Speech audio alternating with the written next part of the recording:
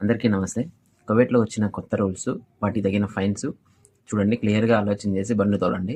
Red signal jump చేస్తే 150 దినాలు, public రోడ్లపై రేస్‌లో పాల్గొంటే 150 దినాలు, నిర్లక్ష్యపు డ్రైవింగ్ చేస్తే 150 దినాలు, వికలాంగుల కోసం కేటాయించిన పార్కింగ్‌లో బండి పార్క్ చేస్తే 150 దినాలు, పర్మిట్ లేకుండా ప్రయాణికుల కోసం రవాణా చేస్తే 150 దినాలు, నిర్దేశిత ప్రాంతాలలో కాకుండా క్వాడ్ బైకులు లేదా మోటార్ సైకిల్ నడపడం వలన వేసే ఫైన్ 150 దినాలు. పేర్కొన్న వేగం పరిమితిని మించిపోతే 70 నుంచి 150 దినాల వరకు ఫైన్ ఉంటుంది. మినిమం స్పీడ్ ఉంటుంది కదా, 120 కానీ 80 కానీ 100 కానీ ఉంటుంది కదా, అలాంటి చోట అది కాకుండా 80 కాకుండా అంతకు మించిపోతే 70 నుంచి 150 దినాల వరకు ఫైన్ పడే అవకాశం ఉంటుంది. ఇంకొచ్చి లైసెన్స్ లేకుండా వాహనం నడిపితే దానికి 75 దినాలు ఫైన్ ఉంటుంది. సస్పెండ్ అయిన లైసెన్స్ వారు కూడా 75 దినాలు పడుతుంది. ప్రభుత్వ వాహనాలకి police, ambulance, fire service, civil defence వాటికి దారి ఇవ్వకపోవడం వలన 75 దినాలు ఫైన్ పడుతుంది.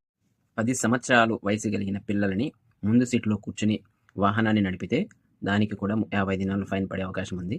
తర్వాత సీట్ బెల్ట్ లేకుండా ప్రయాణం చేస్తే ముందు సీట్లో కూర్చున్న వ్యక్తి ఎవరైనా సరే, కొయిటి కావచ్చు, ఎవరైనా కావచ్చు, ఆ వ్యక్తి కూడా సీట్ బెల్ట్ ధరించకపోతే దానికి కూడా 30 దినాల్లో ఫైన్ వేసే అవకాశం ఉంది. డ్రైవర్ వేసుకోవాలి, ఫ్రంట్ సీట్లో ప్యాసింజర్ వేసుకోవాలి. తర్వాత యజమానికి తెలియకుండా యజమాని ఒకరి పేరు మీద ఉండే వెహికల్ని ఇంకొకరు నడిపితే దానికి కూడా 30 కేడీలు ఫైన్ పడే అవకాశం ఉంది, పోలీసులు చెక్ చేస్తే. ఇలాంటివి ఎన్నో చాలా ఉన్నాయి. దయచేసి వీటన్నింటినీ దృష్టిలో పెట్టుకుని మన తెలుగు వారందరూ కూడా రూల్స్ అండ్ రెగ్యులేషన్స్ ఫాలో అవుతూ డ్రైవింగ్ చేస్తారని మనస్ఫూర్తిగా కోరుకుంటున్నాను. నమస్తే.